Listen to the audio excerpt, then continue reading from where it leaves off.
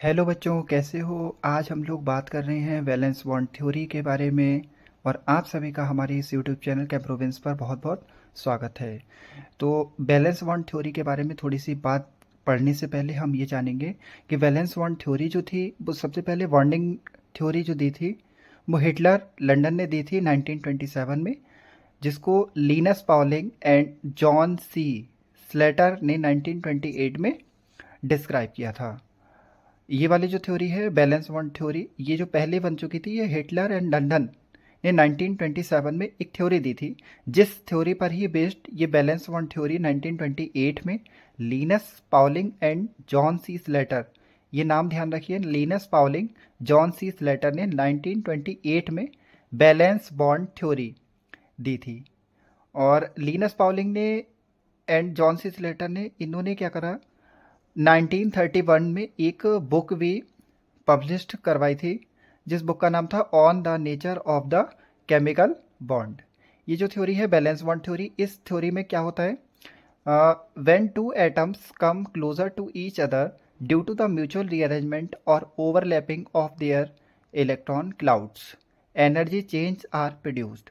इसमें क्या बताया गया है, when two atoms comes closer to each other, जब दो एटम्स आपस में पास आते हैं, फिर due to the mutual rearrangement, किसके द्वारा, ड्यू टू म्यूचुअल रीअरेंजमेंट, जब म्यूचुअल रीअरेंजमेंट या ओवरलैपिंग जब होती है तो दो एटम पास में आते हैं, of their electron clouds energy change are produced. Electron clouds क्या होते हैं, बनते हैं, एनर्जी चेंज होती है। अब इसमें क्या होता है, ड्यू टू द ओवरलैपिंग, अब जो ओवरलैपिंग हो रही है उसमें क्या होता है, due to the overlapping the maximum electron density occur somewhere between the two atoms. जब जहाँ पे ड्यू टू ओवरलैपिंग जैसी होगी तो वहाँ पे इलेक्ट्रॉन डेंसिटी क्या होगी, मैक्सिमम होती है। The formation of stable bond require, जब इसमें जो स्टेबल बॉन्ड होते हैं उनकी फॉर्मेशन कब होती है, सबसे पहले उसके लिए फर्स्ट कंडीशन हमारे लिए क्या चाहिए होती है, सबसे पहले फर्स्ट कंडीशन होती है electron should have opposite spin. Electron क्या होना चाहिए, अपोजिट स्पिन में होना चाहिए। ठीक है, पहला क्या है, the greater overlapping of electronic clouds, greater overlapping होनी चाहिए किस पर, इलेक्ट्रॉनिक क्लाउड्स पर। अब बात करते हैं इसकी एप्लीकेशन के बारे में। एप्लीकेशन जो है, सबसे पहले क्या है इसकी application, maximum overlapping condition which is describe by the BVT can explain the formation of covalent bond in several molecules. Maximum overlapping condition which is describe by the BVT can explain the formation of covalent bond. इन्होंने ये किसका formation करती है, covalent bonds का formation करती है इन several molecules. अब इसकी बात करते हैं लिमिटेशन के बारे में, फटाफट तरीके से हम कर ले रहे हैं। Limitation of valence bond theory, valence bond theory की लिमिटेशन थी, ये सारी चीज़ें कर पा रही थी, लेकिन कुछ चीज़ें जो थी वो इसमें से नहीं कर पा रही थी, जिसके मेन पॉइंट ही लिए गए हैं। इसमें हमने लिया है, valence bond theory could not explain the tetravalency of carbon. ठीक है, जो टेट्रावैलेंसी ऑफ कार्बन होती है उसको एक्सप्लेन नहीं कर पाए थे, कौन, वैलेंस बॉन्ड थ्योरी नहीं एक्सप्लेन कर पाई थी, उन्होंने इसके बारे में कुछ भी नहीं बताया था। अब दूसरा पॉइंट क्या है, the theory assumes that electrons are localised in specific areas.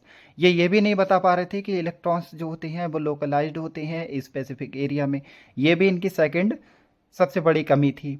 ठीक है, लिमिटेशन का मतलब होता है कमी, यानी किसी भी चीज़ में जो कमी निकालते हैं तो उसको लिमिटेशन बोलते हैं, यानी इसकी ये लिमिटेशन है। एंड दूसरी बात है, there are no explanation for the colour exhibited by coordination compound.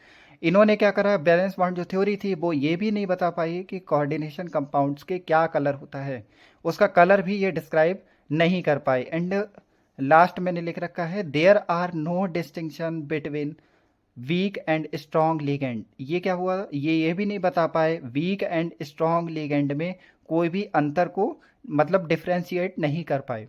ठीक है, बैलेंस बॉन्ड थ्योरी है तो बहुत बड़ी, लेकिन हमने मेन पॉइंट ही लिए थे। इसमें रिवीजन करने के लिए दोबारा मैं आपको बता दे रहा हूँ, बैलेंस बॉन्ड थ्योरी जो थी हिटलर लंदन की थ्योरी पर बेस्ड थी, जो कि 1927 में आई थी। Linus Pauling John C Slater ने इसी थ्योरी को 1928 में डिस्क्राइब किया था, मतलब प्रपोज किया था। एंड इनने क्या करा था, इन्होंने 1931 में on the nature of the chemical bond, ये बुक थी, इस बुक का नाम आप लोग याद कर सकते हो। ये book Linus Pauling John C Slater ने 1931 में, मुझे याद नहीं है, आप लोग कमेंट में लिख दूंगा डिस्क्रिप्शन में, तो आप लोग पढ़ लीजिएगा 1931 में on the nature of the chemical bond को इन्होंने बुक को पब्लिश किया था। ठीक है। फॉर्मेशन ऑफ स्टेबल बॉन्ड्स के लिए क्या रिक्वायर्ड होता है? शुड हैव अपोजिट स्पिन कौन? Electron. The greater overlapping of electron clouds. Application वही है, मैक्सिमम ओवरलैपिंग कंडीशन होगी। Valence bond can explain the formation of covalent bond in several molecules. Maximum overlapping की कंडीशन में क्या होता है? ये BVT can explain formation of covalent bond in several molecules, अलग अलग मॉलिक्यूल्स में एक्सप्लेन कर सकती है। लिमिटेशन इसकी हम लोगों ने मैंने आपको बता दी है। BVT could not explain the tetravalency exhibited by carbon. The theory assumes that electrons are localized in specific areas. There are no explanation for the color exhibited by coordination compound. There are no distinction between weak and strong ligand. Next video में आप लोगों के साथ में एक नया topic के साथ में जुड़ेंगे। तब तक के लिए अपनी पढ़ाई को आप पढ़ते रहें।